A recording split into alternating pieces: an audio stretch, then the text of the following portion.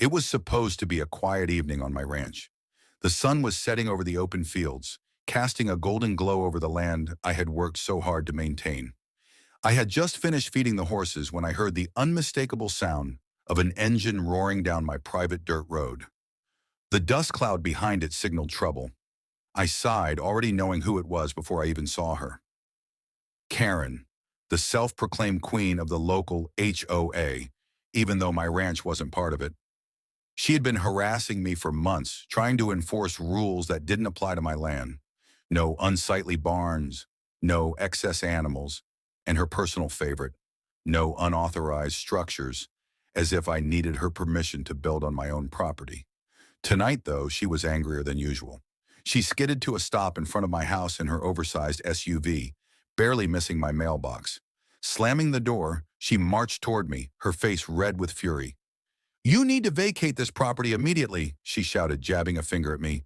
"The HOA has decided that your ranch is a blight on this neighborhood." I wiped the sweat off my brow and leaned against the fence, barely holding back a smirk. "Karen, for the 100th time, I am not part of your HOA. You have no authority here." Her eyes darkened. "That's where you're wrong. The HOA is planning to take legal action against you, and if you don't leave willingly, I'll make sure you regret it." I had no patience for her nonsense. "Karen, get off my land before I call the cops." That's when it happened. She reached into her purse and pulled out a small black pistol. The world seemed to slow down. My training kicked in instantly. I had spent years as a police officer, and now as the police chief, I had seen my fair share of reckless and dangerous people. But this was next level. "Karen," I said, my voice low and steady, "you need to put that gun away, right now." She smirked. "Or what? You think I won't use it? I know my rights." She had no idea who she was dealing with. Before she could even blink, I had my own badge out. "I am the police chief, Karen. You just pulled a weapon on an officer of the law on his own property." Her face drained of color. The silence stretched between us as realization hit her like a freight train.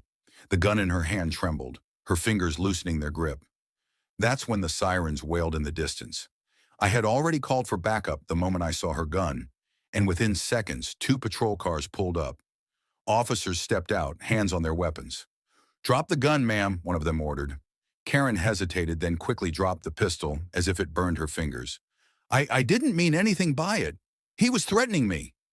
One of my officers cuffed her, shaking his head. "You just threatened the police chief, ma'am. You're under arrest for brandishing a firearm, trespassing, and making criminal threats." As she was dragged to the squad car, she turned back to me, her face filled with disbelief. "You set me up." I just chuckled. "No, Karen, you did this all on your own." Watching her being driven away was one of the most satisfying moments of my life. My ranch was safe, and Karen was finally facing the consequences of her actions. And the best part, the HOA had no power here. But I did.